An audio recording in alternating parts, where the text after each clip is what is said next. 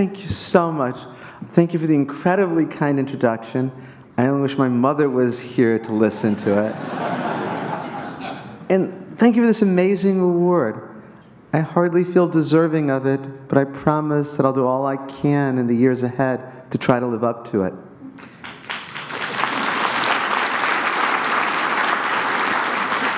Thank you.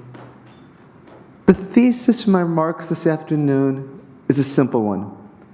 Now, more than ever, we need the Freedom from Religion Foundation.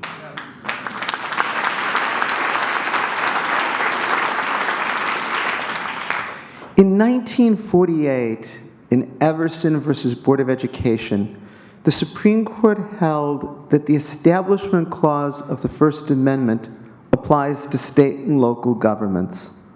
All 9 justices then on the Supreme Court believed that the Establishment Clause was meant to create a wall that separates church and state. Now, for the first time since 1948, there's a majority of the court that rejects the notion of a wall separating church and state. Now, more than at any time since 1948, we have a Supreme Court that's hostile to freedom from religion. And that's what I want to talk about briefly this afternoon. I want to try to put this in a larger theoretical and historical context. I think only by doing so you can see the threat to the separation of church and state today and the importance of the Freedom from Religion Foundation. I'd like to make 4 quick points. First, I want to sketch the different views of the Establishment Clause in the First Amendment. Second, I want to explain what everyone here believes, why the Freedom from Religion Foundation is correct, that there must be a strict separation of church and state. But third, I want to talk about the current court and the beliefs of the majority of the justices and how they reject this. And finally, I want to talk about what it's likely to mean in the foreseeable future and why it means the activism and involvement of all of us is as important, indeed more important than ever. With regard to the theories of the Establishment Clause, over the years since Everson versus Board of Education, 3 major theories have developed. One I've already alluded to, strict separation. It takes its inspiration from the words not of a liberal law professor, but from Thomas Jefferson. After all, it was Thomas Jefferson who said, there should be a wall that separates church and state, a wall that's high and impregnable. This is not about hostility to religion. Rather, it says we want our government to be secular, that the place for religion is in the home, churches, synagogues, mosques, in the private realm. As I said, in 1948, all 9 justices on the Supreme Court subscribed to this. And I would say until the 1980s, virtually every justice who served on the Supreme Court in those intervening decades would have endorsed the idea that there must be a wall that separates church and state. In the 1980s, Justice Sandra O'Connor developed what I'd call a second theory with regard to the Establishment Clause. It's what she referred to as a neutrality theory. She said that what the Establishment Clause is meant to mean is that the government has to be neutral.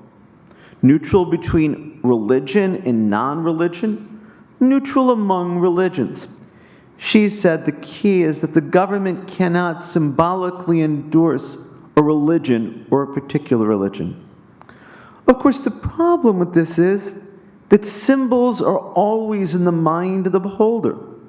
One commentator aptly said that Justice O'Connor's approach to the Establishment Clause is "I know it when I see it," a much ridiculed phrase that comes from an opinion from Justice Potter Stewart, where he said, "I can't define obscenity, but I know it when I see it."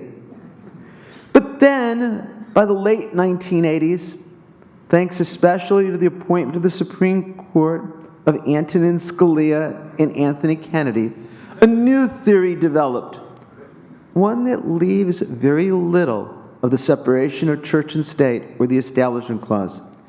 These justices called their theory accommodationism. They said what we need to do is accommodate religion into government and government-supportive religion. And it's very important that you understand what this theory is, because I'll tell you, there are now a majority of the justices on the Supreme Court who believe in it. Under this view, the government violates the Establishment Clause only if it literally establishes a church or coerces religious participation. Nothing else will ever violate the Establishment Clause. They believe that the framers of the Constitution meant to allow religion to be part of government. They believe that the government should be able to give unlimited aid directly to religious institutions, so long as they don't discriminate among religious institutions. To show you the importance of the choice among these three theories, let me use a couple of Supreme Court cases that I'm sure are familiar to you. One was from 1989. There's a case called Allegheny County versus American Civil Liberties Union. It involved two displays in the Pittsburgh area in Pennsylvania. One involved a county building where there's a large stairway display case, and in it, in this courthouse, in December, was put a nativity scene. The other case involved a Pittsburgh city building. In front of it, in December, was placed a menorah, a Christmas tree, and a proclamation about the importance of tolerance in the holiday season. The Supreme Court said that the menorah was constitutional, but the nativity scene was unconstitutional. How did they come to that conclusion? Well, it goes back to the three theories that I just mentioned to you. Three of the justices then on the court believed in strict separation. They would have said that both the nativity scene and the menorah are unconstitutional. They would have said, as I believe, religious symbols don't belong on government property. Four of the justices took the accommodationist approach. They said, there's no limit on religious symbols on government property. For them, both the nativity scene and the menorah are constitutional. But that left two justices, it was then Justice O'Connor and Blackmun, who took the middle endorsement approach, and they said a nativity scene all by itself on government property is impermissible symbolic endorsement for religion. But they said it's okay to have a nativity scene or religious symbol, so long as there's symbols of other religion and secular symbols. So they said a menorah is a Jewish religious symbol, but it was accompanied by a Christmas tree, it was accompanied by a proclamation about tolerance in the holiday season, so it was permissible. So then, what you had was 6 votes that the menorah was okay, and 5 votes that the nativity scene wasn't okay, and thus the result. But it all came down to those 3 theories. Let me give another example. It's already been mentioned. It's a case that I argued in the Supreme Court in 2005, Van Orden versus Perry. It involves a 6-foot-high, 3-foot-wide Ten Commandments monument that sits directly at the corner between the Texas State Capitol and the Texas Supreme Court.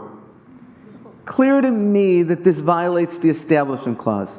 It has in big letters, I am the Lord thy God on top. It has the Protestant, specifically the Lutheran version of the Ten Commandments. It's right at the seat of Texas state government. But I knew going into the oral argument that there was no chance I was going to get 4 justices. I knew that Chief Justice Rehnquist and Justice Scalia, Kennedy, and Thomas take the accommodationist approach to the Establishment Clause. In fact, at oral argument, Justice Kennedy said to me, with real hostility in his voice, if your client doesn't like the Ten Commandments monument, why doesn't he just look the other way? Of course, a constitutional violation isn't excused by ignoring it. Besides that, there would be no stopping point. A city could put a large cross atop City Hall and say, if you don't like it, look the other way. But I was also confident that I would get 3 votes going in. Justices Stevens, Souter, and Ginsburg. they consistently took the strict separation approach. And so I felt that the case was going to turn on Justices O'Connor and Breyer, who took that middle endorsement approach. I confess to you that I thought it was going to really depend on Justice Sandra Day O'Connor. My brief was a shameless attempt to pander to Justice O'Connor. If I could have, I would have put Justice O'Connor's picture on the front of my brief. Sadly, I got Justice O'Connor's vote, but lost Justice Breyer's vote. Justice Breyer said that this Ten Commandments monument was not an endorsement of religion. Hard to imagine how a 6-foot-high, 3-foot-wide Ten Commandments monument, exactly at the corner of the Texas State Capitol and the Supreme Court, wasn't an endorsement of religion. But once more, you see the importance of these theories. Well, the second thing that I wanted to say is what everyone in this room believes. It's what the Freedom from Religion Foundation is all about. That there should be a separation of church and state. The reasons have been articulated from the very first days of American history. When the government becomes aligned with religion, inevitably people feel coerced to participate. I remember when John Ashcroft was Attorney General, there were reports that he was regularly holding prayer sessions in his office. And the Justice Department was quick to say that nobody was required to participate. But of course, any lawyer who wanted to advance knew it was better to be there. Just recently, and as I want to talk about, the Supreme Court in Town of Greece versus Galloway held that prayers before town board meetings didn't violate the Establishment Clause. The average attendance at the Town of Greece board meetings was between 5 and 10 people. Those who came were often ones who wanted zoning variances or conditional use permits from the town board. How likely was it that they would choose not to participate in the prayers when then they had to go before the town board meetings and ask them for something that's very important to their lives and to their businesses? Coercion is inevitable when the government becomes in line with religion.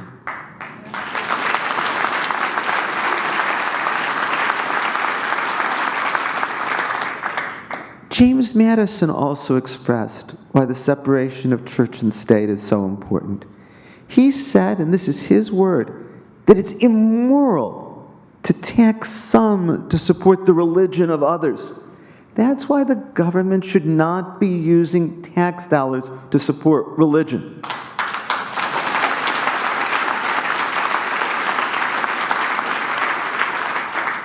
And of course, that's what the Freedom from Religion Foundation has been arguing about and litigating about since its inception.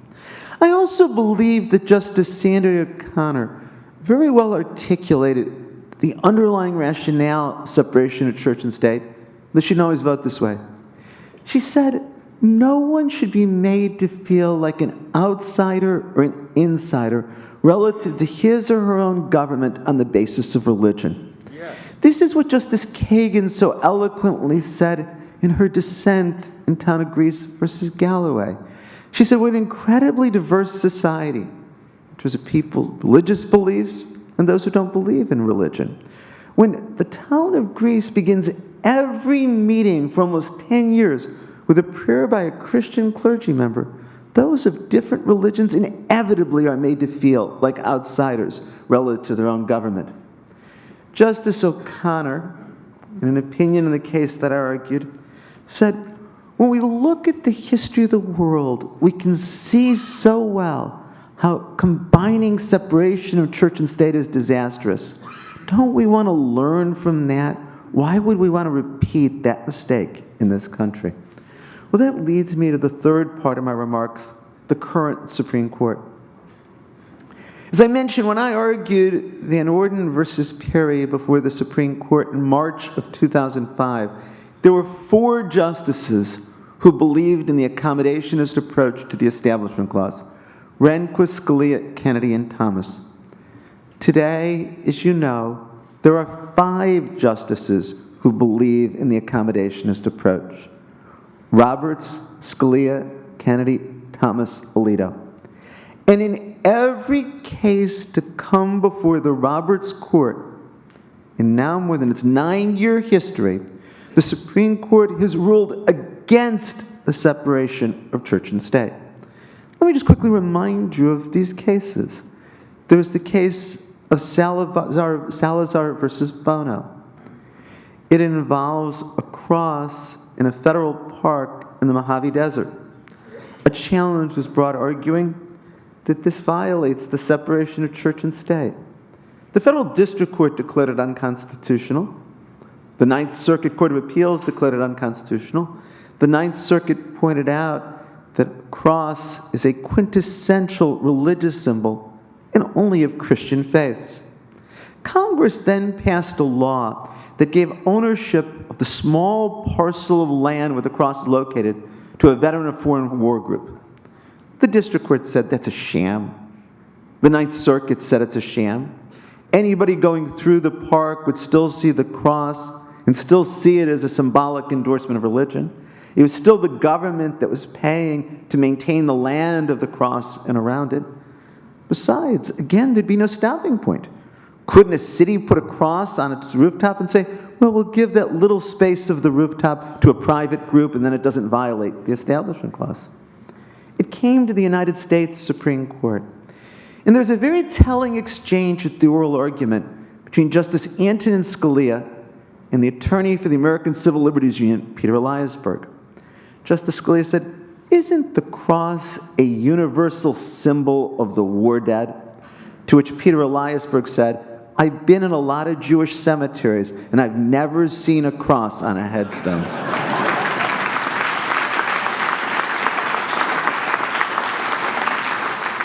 But the Supreme Court, 5-4, reversed the Ninth Circuit, sent the case back indicating that it believed that the federal government giving up ownership to the parcel of land was good enough.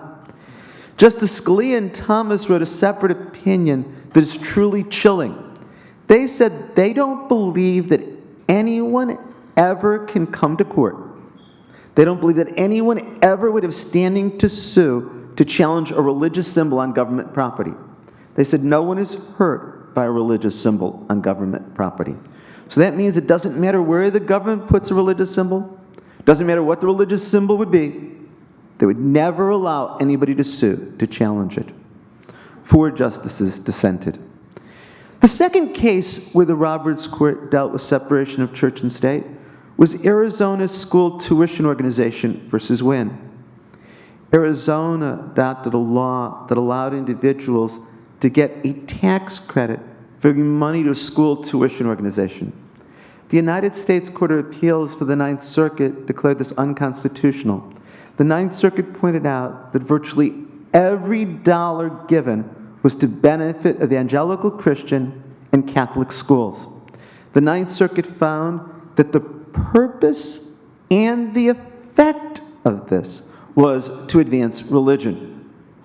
The Supreme Court, 5-4, reversed. Here, the plurality opinion said that there was no standing to challenge this. The plurality opinion said, well, there's standing to challenge government expenditures that aid religion, but there's not standing to challenge tax credits. Justice Kagan ridiculed this in her dissent. So she said, does that then mean that the government can give tax credits just for people who buy religious symbols or religious books? Surely that can't be right. But it follows the Supreme Court's decision that's already been alluded to. The first of the Roberts Court about religion, Hine versus Freedom from Religion Foundation, which said that taxpayers lacked standing to challenge the Bush administration's giving of money to further faith-based programs. The most recent case from the Roberts Court with regard to the Establishment Clause was just this past spring. I've already spoken of it. Everyone here is familiar with it. It's Town of Greece versus Galloway. Town of Greece is about 100,000 people. It's outside of Rochester, New York. In 1999, it adopted the practice of every month inviting a Christian clergy member to deliver a prayer before the town board meetings. From 1999 to 2007, every month, it was only a Christian clergy member who was invited to deliver the prayer. Most of the time, 2/3 of the time, the prayers were explicitly Christian in their content. A couple of people complained of this in 2007. For 4 months, the town invited non-Christian clergy. And then for the next 18 months, the town reverted. Each month it invited a Christian clergy member, and those prayers almost always, 86% of the time, were Christian in their content. And the audience was asked to join in these prayers. The audience was asked to stand, to bow their heads, to join in saying their Our Father, to say Amen, to cross themselves. Many town board members would cross themselves during these prayers. The United States Court of Appeals for the Second Circuit said that this violates the Establishment Clause. It should be a really easy case under the Establishment Clause. Under any of the theories I mentioned to you, this should be unconstitutional. The town here was coercing religious participation. The town was aligning itself with Christianity. But the Supreme Court, 5-4, reversed and held this was constitutional. And I do not think we can excuse the Obama administration here. In Arizona School Tuition Organization versus Wynn, the Obama administration filed a brief saying that the tuition credits to benefit religion should be allowed. And in Town of Greece versus Galloway, the Obama administration filed a brief saying that the town prayers should be allowed. It is inexcusable that the Obama administration filed the same kind of brief we would have seen from the Bush administration or from the Reagan administration.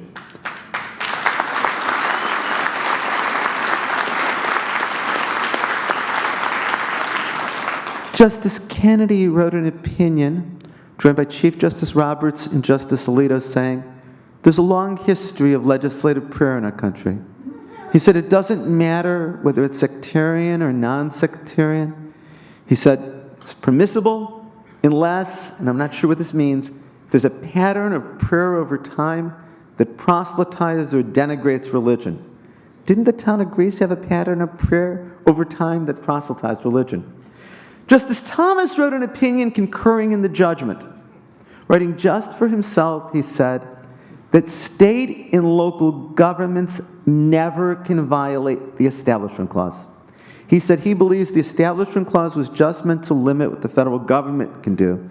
Nothing that a state or local government ever could do for him would violate the Establishment Clause. He is the only justice since 1948 who's want to take the position that the Establishment Clause doesn't limit what a state or local government can do. This also is chilling. If a state wanted to declare an official state religion and compel participation, it would not violate the Constitution for Clarence Thomas. But then in an opinion joined by Justice Scalia, Justice Thomas said, at most the government violates the Establishment Clause only if it legally coerces religious participation. For them, nothing else would ever violate the Establishment Clause. Justice Kagan wrote an eloquent dissent. So if you look at the 4 cases where the Roberts Court has dealt with the Establishment Clause, Hine versus Freedom from Religion Foundation, Salazar versus Bono, Arizona School Tuition Organization versus Wynn, and Town of Greece versus Galloway, all have been 5-4 decisions. All have rejected the separation of church and state. There are 5 justices on the current court who take the accommodationist approach. So let me conclude then by talking about what this is likely to mean for the future. I do not believe that we have a Supreme Court, so long as these 5 justices are the majority, that will limit religious symbols on government property. Doesn't matter whether it's a nativity scene or a 10 Commandments or anything else. I think this is a court that will allow the government to give unlimited amounts of money to religious institutions, including parochial schools, so long as it doesn't discriminate among religion. I think this is a court that's going to allow much more in the way of religion to be a part of government proceedings. We see that already with regard to Town of Greece versus Galloway. The day the case came down, I got a call from an attorney who represents school boards all over the country. He said, as soon as the decision was announced, he got calls from his clients asking if they could have Christian prayers before their school board meetings. I can't think of why a school board meeting is different from a town board meeting. I think we're going to see at school board meetings, and park commission meetings, and police commission meetings, and utility commission meetings, and town board meetings, and city council meetings, in so many parts of the country, Christian prayers. And isn't that the very essence of an impermissible establishment of religion?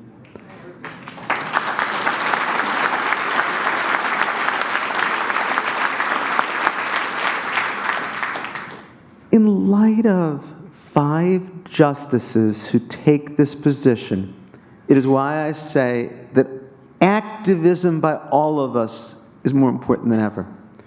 We're going to have to fight this out at the political level, in the school boards, in the town boards, in the city councils. We're going to have to increasingly litigate in the state court under state constitutions. We're going to have to fight hard to make sure that the next justices on the Supreme Court believe in a separation of church and state. It is why my theme for the afternoon is, now more than ever, we need the Freedom from Religion Foundation. Thank you, and thank you for this wonderful award.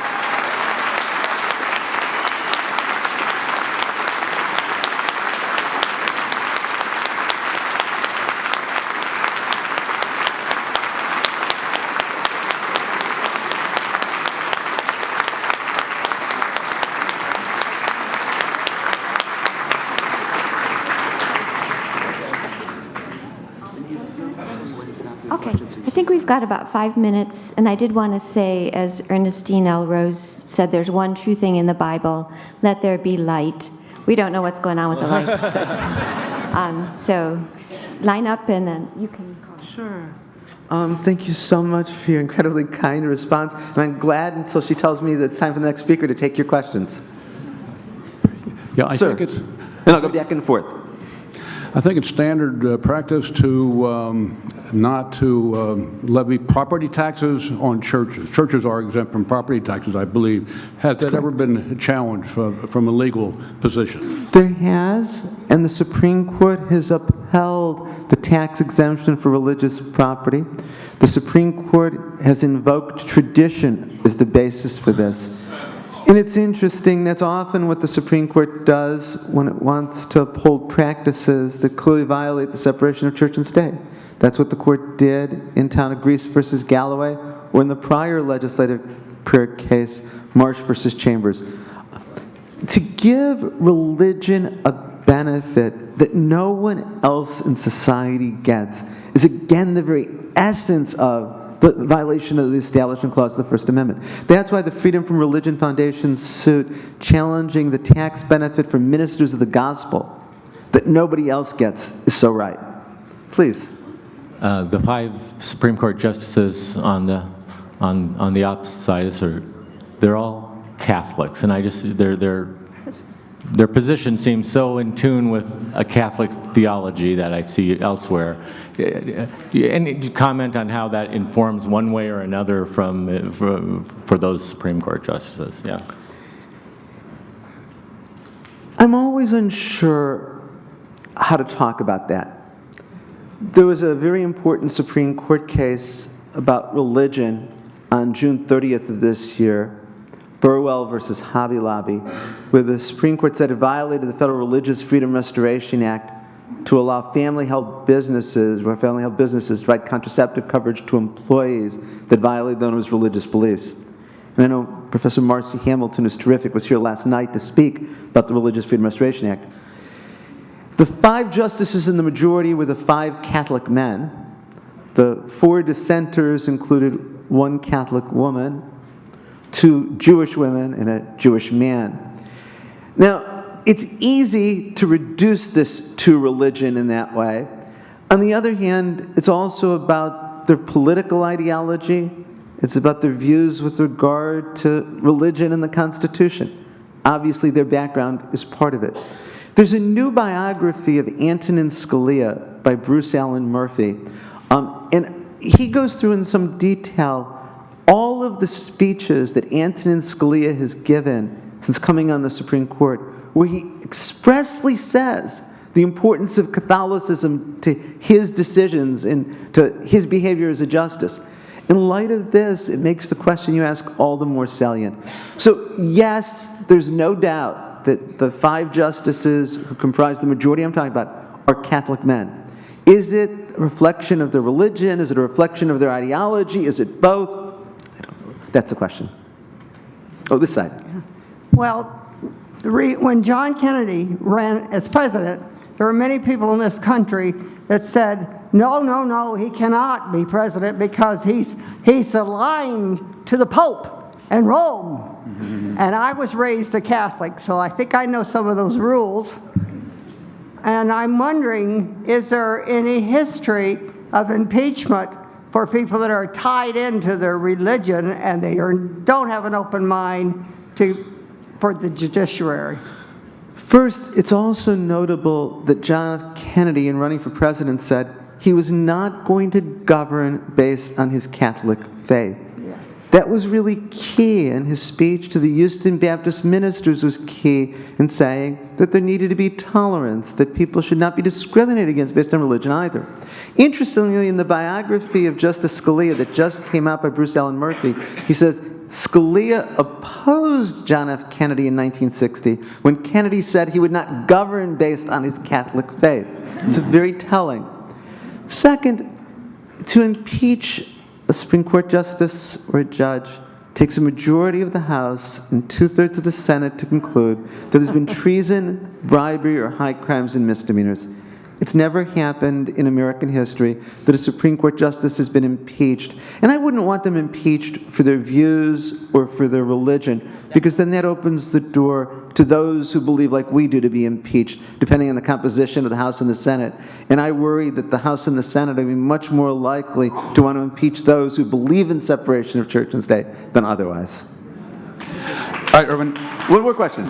With regards to city council prayers, in my town here in Southern California, the city council doesn't actually lead a prayer, but during open mic forum, a person comes in every time and leads says a prayer, and all the city council people bow their head, and everyone else is asked to bow their head. Is that a violation of the Establishment Clause? And I'll take my answer off the air. Sure.